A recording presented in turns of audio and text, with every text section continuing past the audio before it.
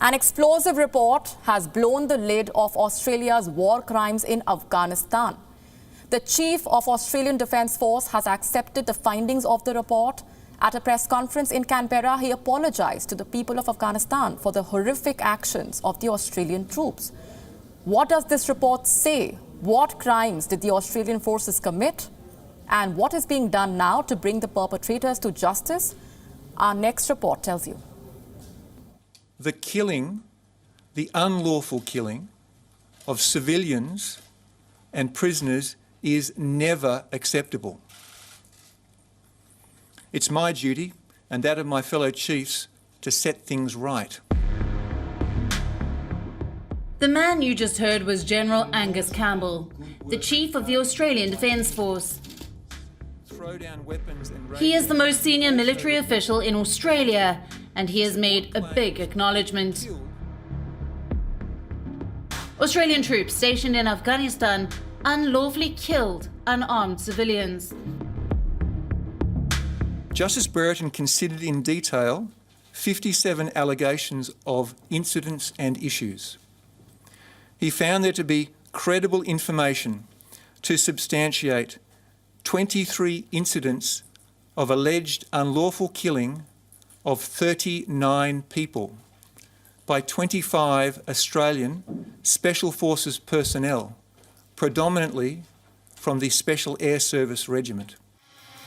The revelations are the result of a 4-year inquiry into the Australian military's alleged war crimes in Afghanistan. The investigation was carried out by Justice Paul Brereton, a Supreme Court judge from New South Wales. His findings have been mentioned in a redacted 465-page report released by the Australian Defence Establishment. Here's what the report states. A small group within Australia's elite Special Air Services brutalised Afghan civilians.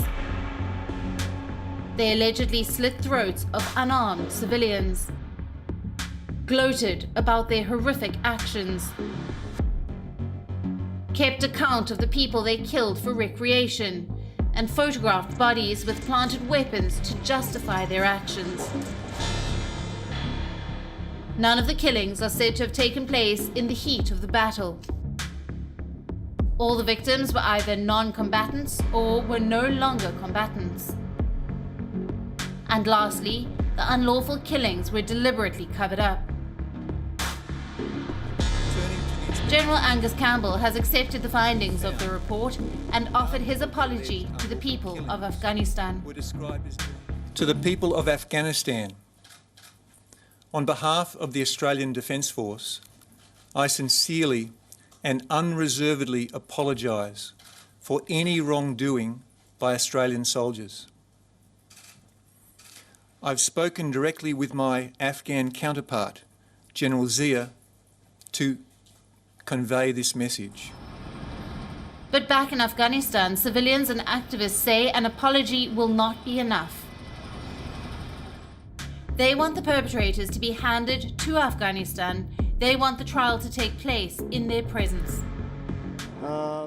We want the government to investigate this case accurately, and those who committed these acts should be taken to Afghanistan and must be tried. We want fair trial. We have to witness it because they have done so much cruelty to us, so the trial must happen in our presence. They have to be tried according to law, but it is just a lie. They will never do it. The Prime Minister of Australia disagrees. He says the case will be dealt in accordance with Australian laws. We need to deal with this as Australians, according to our own laws, through our own justice processes, and we will. And I think that will say a lot about Australia. The case is complex. The allegations are huge. Whether the trial takes place in Australia or Afghanistan, prosecuting troops accused of war crimes will be no easy task. The road to justice is still quite long. Bureau Report, WION, World is One.